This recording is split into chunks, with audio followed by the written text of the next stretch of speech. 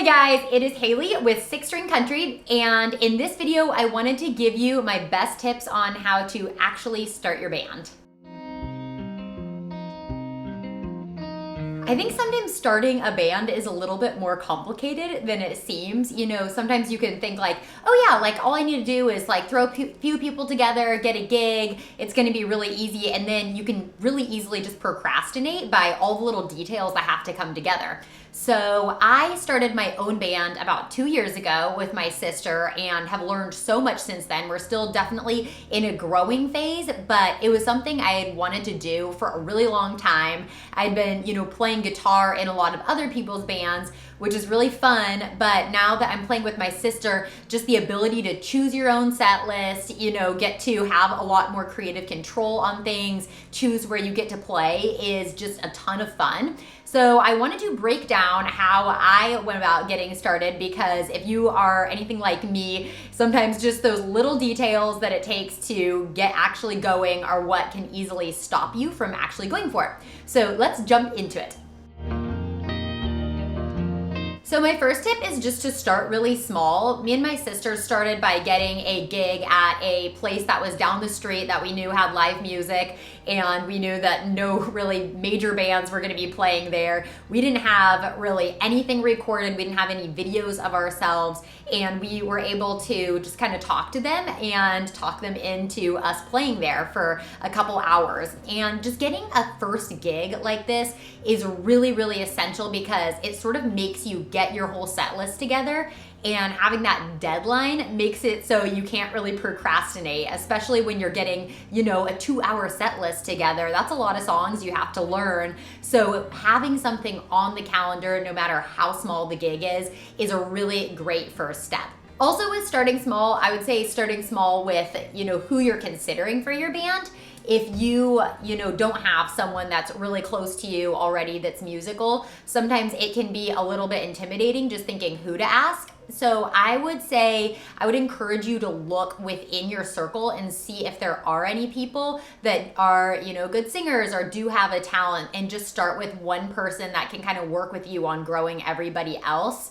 For me, I honestly hadn't considered being in a band with my sister because she didn't really do a ton of music stuff. She lived in Nashville, but she was doing a totally separate job. But, I knew she was a good singer. So I just decided, what the heck, let's give it a try. And it's been really fun and helped her kind of grow into being a singer as well. So I would encourage you just to start super small and just get things together and not worry about it being perfect.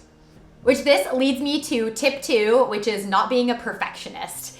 It's very easy to get a vision in your head of what you want your band to be and what you want to sound like. And you definitely should have that and work toward it. But a lot of times it takes a little bit of refining to get there. So for example, there might be things like your set list that you might start off with something and then later down the road it might completely change. I know even the 2 years that me and my sister have been playing together, we have completely changed our set list just depending on what we've noticed people have reacted well to. Sometimes I think it's just a lot better to get started and do something rather than waiting for it to be perfect. And I think especially with starting a band, learning on the job is the way to go, because practicing at those live gigs is really the best way to become a better entertainer and make your band a lot tighter. Tip number 3 is, in the beginning, start thinking about how you're going to be building up your press kit. So you might not have that for your first few gigs and might not have really any credibility, but thinking about ways to build that is really important. So when you have a press kit together, you can include photos of your band to kind of demonstrate their overall vibe, and then have almost a resume of places you've played or people you've opened for, just to basically make yourself sound more credible so people are more likely to hire you for gigs. Having a recording and a video of yourself is really, really helpful. I know for us, that's taken us a really long time to get a recording together, because we honestly hadn't written together in the beginning, and it took a while to write and figure out what songs even we'd want to record. which I think is totally okay. But in hindsight, if I could have gone back and just prioritize getting any recording in a sort of professional video in the beginning, I think we could have gotten a lot more gigs faster, because everybody, when you're looking for a gig or someone says, I need a band on this weekend, they say, okay, send me your link. So if you have a website or just some sort of thing that you can send to them to demonstrate who you are, it's just gonna be so much easier. Tip number 4 is getting organized. So this is something that is really helpful if you have an iPad that has some sort of app that you can organize your set list and have sort of a set schedule of when you're gonna practice, or maybe how many days before the gig you're gonna practice, having a kind of plan for what gear you're gonna bring. For example, if you don't have a PA in the beginning, maybe thinking about renting one or just not taking gigs if they don't provide a PA. Little things like that can really help you, so the gig doesn't come up and you accept it and then you're freaking out going to Guitar Center and buying all this stuff the day before. Or for me and my sister, there's been a lot of times that we have played a venue and we noticed that they really like one genre. For example, we played at a venue in Nashville and they really, really wanted to hear country divas, and we honestly didn't have any of that on our set list. So having an iPad that did have a bunch of songs on it, I was able to sort through some other things I had learned a bit back for other bands. So having tools that help you stay organized and help you just be able to really quickly change up your set list or take a gig on the spot is really, really helpful.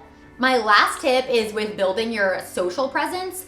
I think it's really important to have your social presence demonstrate the vibe that you want to be. So for example, if you're wanting to play a country music festival, maybe take a look at those other artists that are getting those gigs and see what their social presence is like. Obviously, keep true to yourself, but seeing sort of how they're branding themselves. And, that's true with really any other gig.